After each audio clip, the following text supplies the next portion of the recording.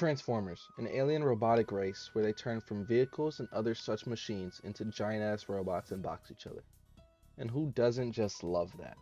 So I decided to rank the top 10 strongest Transformers. The only criteria for this video is it's from the Bayverse, or what I like to say, they're Bayformers.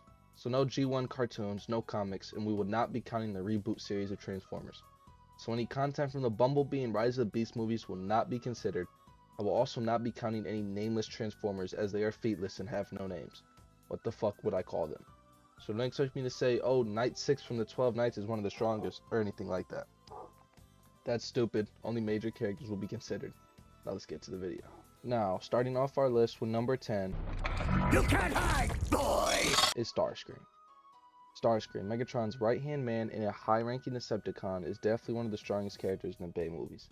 He absolutely gets disrespected by Megatron, but don't get it twisted, Starscream will fold a majority of the characters that appeared in these movies. Starscream even was in charge of the Decepticons after Megatron's death in TF1, so that sheds light on his strength. In TF1, Starscream was a force to be reckoned with. All of the Autobots, minus Optimus Prime, feared him, as he was an aerial threat that just couldn't be dealt with. Bumblebee and Ironhide ran away, fleeing from a confrontation with Starscream. Starscream even overpowered Ratchet and Ironhide in a 1v2 fight. He also even managed to destroy Bumblebee's legs. Starscream, a feared Decepticon, didn't have an impressive death, I should say, as he was killed by Sam in The Dark of the Moon. So taking into account Starscream bullying all the minor Autobots and his death to a human with a grapple hook, Starscream is number 10 on the list. And number 9 on the list is... Prepare for termination! Oh wait, that's not right. Destroy the launch pad! Let none escape! That's not it either. Damn, I can't get it. There we go.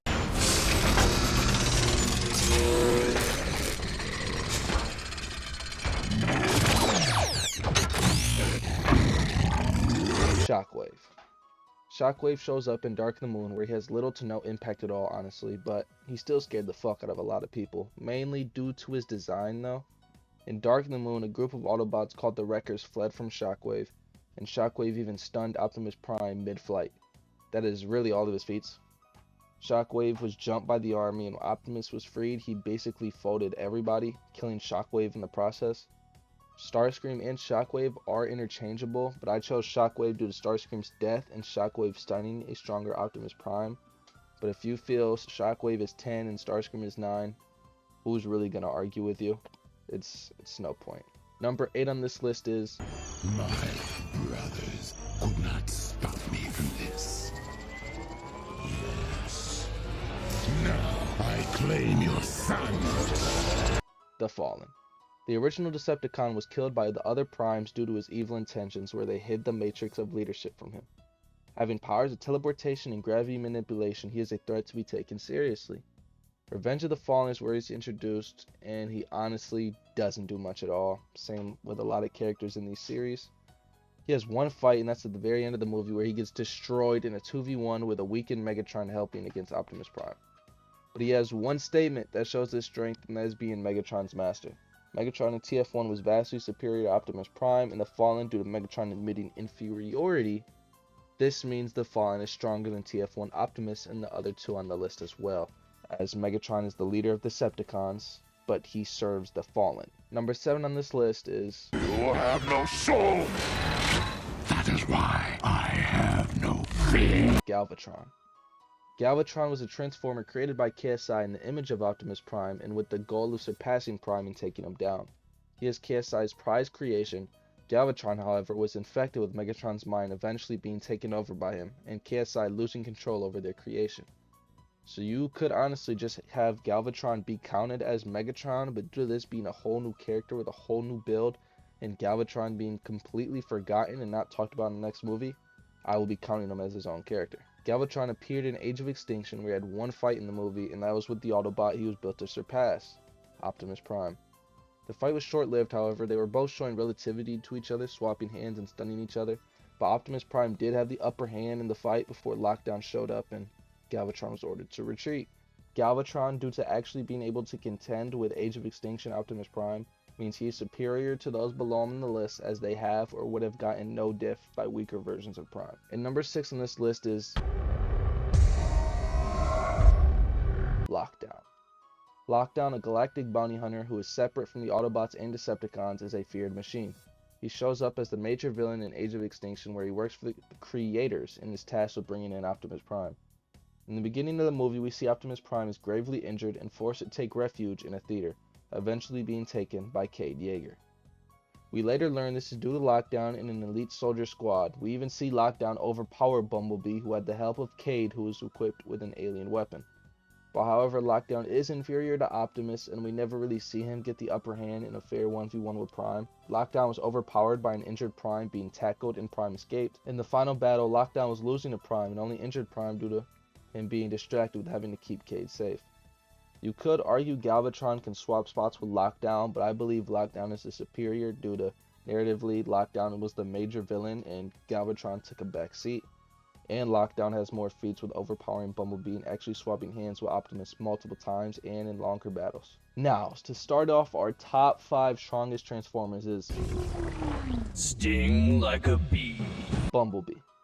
Everyone's favorite yellow voiceless Camaro, Bumblebee is actually really powerful. This fan favorite is the first Transformer introduced and takes the role of main side character.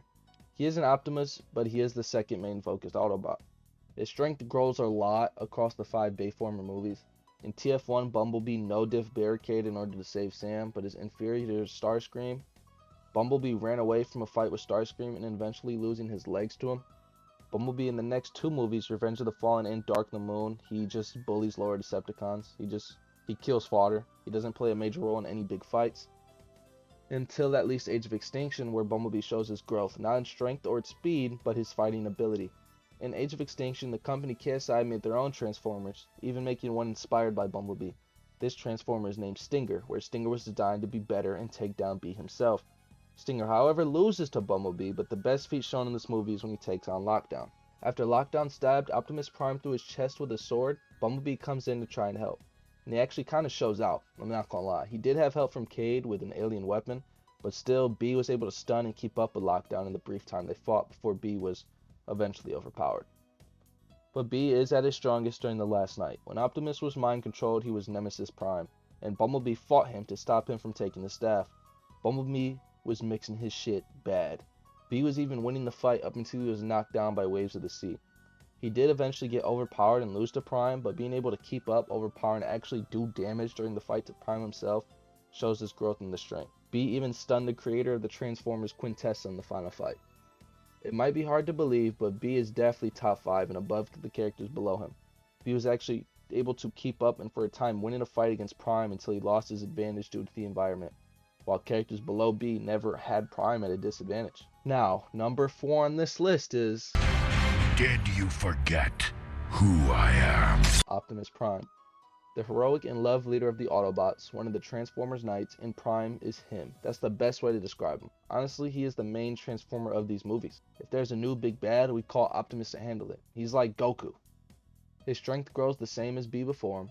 Prime easily dispatches any lower Decepticons, but in TF1 he's inferior to Megatron, telling Sam prior to the final fight that he doubts he can beat Megatron, and with the help from the army, he still gets tossed around and loses to Megatron. Prime begs Sam to use the Allspark to kill Optimus, because he sees no good ending in fighting this man. That is the first movie though. From here on, his strength grows a lot, and I mean a lot. In Revenge of the Fallen, Optimus is a whole new level of strength. He was jumped in the force and was still mixing everyone up, including Starscream and a revived, but weakened Megatron in a 3v1. Optimus only dying because he was caught off guard by Megatron, but when Prime is revived, he fuses with Jetfire's parts, which gives him the ability of flight, and he completely demolishes the Fallen and Megatron in the 2v1. Now, when he fused with Jetfire, he didn't get a strength boost of any sort, just a power that he has never felt before. Flight. That's what at least I believe he was talking about. He used Jetfire's ability of flight to speed towards the Fallen and Megatron, and then he destroyed them both. Megatron was weakened in this movie as he was just revived in a destroyed body, but he did admit inferiority to the Fallen as the original Decepticon was his master. This means Megatron in TF1 at full power still answered to the Fallen, who Prime is now stronger than, which means he grew stronger than TF1 Megatron as well. In Dark of the Moon, nothing really changes for him. He still destroys the lower fodder Decepticons, even no different Shockwave in seconds. But Optimus was defeated by Sentinel in this movie. This was the first time Optimus was actually in grave danger as Sentinel ripped his arm off and had Prime crawling on his stomach. In Age of Extinction, he does have a more impressive showing as he was hunted down by Lockdown and the army, while weakened Prime still overpowers Lockdown and manages to escape from him. Prime then fights Galvatron, who was designed after Prime himself with the goal of being better and taking him down. Optimus and Galvatron swap hands, with Prime having the advantage before Lockdown shows up and snipes him off guard. We are then introduced to the Dinobots, where Optimus no-disc Gridlock and makes him a pet from this movie on. And in the final fight of the movie, Prime and Lockdown fight again, where Prime was winning but was injured due to being distracted by Cade. The last night is where we learn more about the Transformers. Prime doesn't really have any good showings in this movie, but Quintessa, the creator of the Transformers, states that Optimus was her perfect creation. So out of every Transformer created, Optimus is the one she considers perfect and is her prize creation. Quintessa did no-diff Prime in a fight twice, but Prime did manage to stun her while she was off guard. Optimus, while mind-controlled and under the name Nemesis Prime, managed to overpower Bumblebee and have him at his mercy. Optimus also cut off Megatron's arm while he was off guard and was overpowered by said Megatron, only managing to defeat him by battlefield removal. It might be hard to believe that Optimus, face of the Bayformers series, isn't top 3, but there are 3 characters that managed to get the upper hand on him in a fight. Now, Prime's strength does grow from TF1 to Revenge of the Fallen, so you can probably argue that his strength grows more as well in the later movies, so he could be placed somewhere between 4 and 2. But there isn't much evidence to provide that he drastically grows enough to put him above said characters. So I decided this is the spot for him. Now, the Transformer that starts off our top 3 is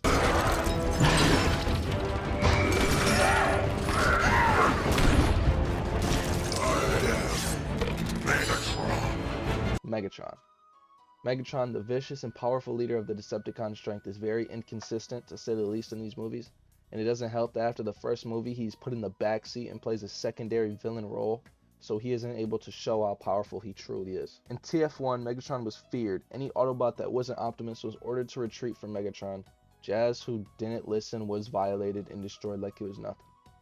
R.I.P. my man Jazz. He truly shows how powerful he is when Optimus Prime didn't believe he could beat Megatron, so he asked Sam to destroy the Allspark in Prime. And when Optimus and Megatron fought, we saw Optimus' feelings were true when he had help from the army and was still thrown around like he was nothing. Optimus gave up and begged Sam to destroy the Allspark, but Sam used it to kill Megatron. After TF1, he is no longer the main villain of any movies. He is revived in Revenge of the Fallen and destroyed in weakened body, so he isn't at full power. Megatron, aware of this, had help to fight Optimus, but Prime wasn't having that and mixed Megatron's shit in every fucking fight. Megatron was able to off-guard Optimus in the forest and kill him, but that's an off-guard feat. In Dark of the Moon, he is in an even more weakened state from the wounds Optimus inflicted on him. Megatron was bullied by Sentinel Prime, and he really had no choice but to tolerate it. Megatron, however, wants to be in charge and won't take that disrespect, so he off-guarded Sentinel as well. Megatron does not respect the ones. He will sneak your shit. And Armless and weakened Optimus, who just got whooped on, decided just to kill Megatron, so he takes a break from the next movie. As said earlier, we are not counting Megatron and Galvatron as the same person. In the last night, Megatron now serves the creator of the Transformers, Quintessa. Megatron infected the mind and body of Galvatron, but does not explain what happened after the movie. This Megatron, however, is healthy and at full power, even showing how much stronger he has become. While getting jumped by the Autobots and getting his arm cut off by Optimus, while off guard, he still manages to overpower and pin Optimus to the floor, only losing the fight to battlefield removal, being kicked off the ship. Now, it might be hard to believe Megatron is stronger than Optimus due to the way he was shown and portrayed post-TF1, but I mean, it kind of makes sense. Megatron was getting jumped and his arm cut off, but still overpowered Optimus. So it shows to some extent Megatron is stronger, and Optimus didn't even kill him. He just removed him from the situation, put them both on a flat field that can't happen again. Optimus is stated to be Quintessa's perfect creation, so you can argue in a fair 1v1 Optimus will come out the victor, but Megatron went under some unexplained changes and became far stronger than he used to be. TF1 Megatron was stronger than TF1 Optimus, but Revenge of the Fallen Optimus was able to no-diff the Fallen, who was stronger than Megatron. And it's possible Optimus grew stronger over the next coming movies. So how is it that Megatron was able to overpower Optimus if he is far weaker? It's because Quintessa upgraded Megatron. That's how his body changed so much, and she needed to upgrade him if he was going to take down her perfect creation. Of course, this isn't confirmed, it's just a theory, but it makes sense. Megatron is stronger than Optimus. Now, the second strongest Bayformer is... And you would be wise to remember the difference. Sentinel Prime. One of the Primes and Optimus' predecessor, Sentinel was the former leader of the Autobots, before betraying them to work with Megatron to restore their own planet, Cybertron. Sentinel is the Dark of the Moon's main antagonist, where he betrays the Autobots and takes on Optimus himself. Sentinel only has a few feats, but they are major ones. Bumblebee, terrified of Sentinel's power, retreats after seeing him kill Ironhide. He even overpowered Optimus on multiple occasions. Same with Megatron, but this was him at his literal weakest. In the final fight with Optimus, Sentinel manages to rip his arm out and have Optimus crawling on the floor trying to escape. If it wasn't for Megatron's interference, Optimus would be dead, but he was saved and Sentinel was killed due to being attacked off guard. This was the only time any character has gravely put Optimus in danger in a fair 1v1. Now, people did interfere in the fight on both sides, Decepticons and Autobots with the help of humans, but they were both handled. Sentinel put Optimus on his belly, crawling to escape all on his own, showing the student didn't surpass the teacher. However, this was only the third movie, so you can argue over time Optimus does surpass Sentinel, as he has shown to grow in strength over the movies, and Quintessa, the creator, called him her perfect creation. There is no way, however, to measure how far Optimus grew in strength, so it's unquantifiable. So I would still say Sentinel is stronger, as he is the only character to put Optimus near death in a fair 1v1. Now, the strongest character in Michael Bay's Transformers series is none other than... I am Quintessa, the Prime of Life. Quintessa. The creator of the Transformer race, the Prime of Life, Quintessa. Quintessa is the main antagonist in the final movie, The Last Knight. We first see her when Optimus crash lands on the destroyed Cybertron planet, where she no-dips him in seconds and incapacitates him, and we learn more of who she is. She even manages to mind control Optimus, turning him into Nemesis Prime, leaving a mark across his face. A similar mark is shown on Megatron, showing it's very likely she upgraded his body to make him stronger, which explains how he changed from Galvatron. Quintessa no-diffed Optimus again in the final moments of the movie when guarding the staff, only to being off-guarded by Bumblebee and knocked away. Quintessa never lost or was defeated in a fight, only her plans was ruined, and no character is ever shown to be able to easily stop Optimus such as she has. This would be Optimus at his strongest as well, and she easily takes care of him twice. The Space Sorceress, creator of the Transformers, and the Prime of Life, Quintessa, is easily the strongest Transformer character by Michael Bay. This was my very first power scaling video ever, and I do enjoy power scaling for basically anything, especially anime. So if you guys would like to see more videos of topics like these, do let me know. I don't plan on only making videos like these, but I will definitely make more. I even have a video dropping soon, hopefully before October. It'll be Insomniac's Spider-Man versus the live-action Spider-Man from the Marvel movies. If you did enjoy this video, let me know. Like the video or just comment your thoughts. If this reaches enough people, I'm expecting some comments of people who just don't agree with Optimus not being the strongest. But just let me know. If you would want to subscribe to the channel, follow on Instagram. Have a good day. God bless.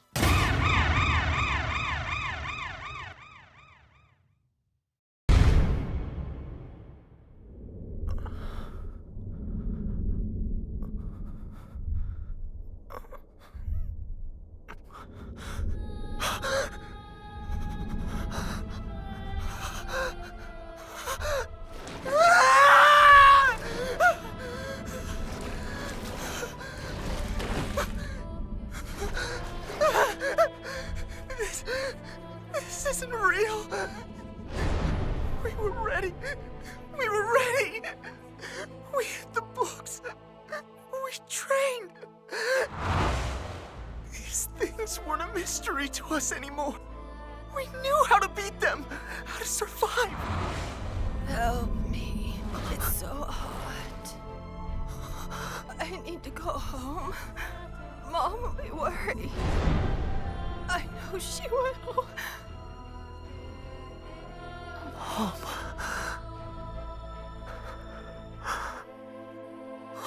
Mom. Help me. Please. How has it come to this? Why has everything been taken from us? Our lives. Our dreams. Everything.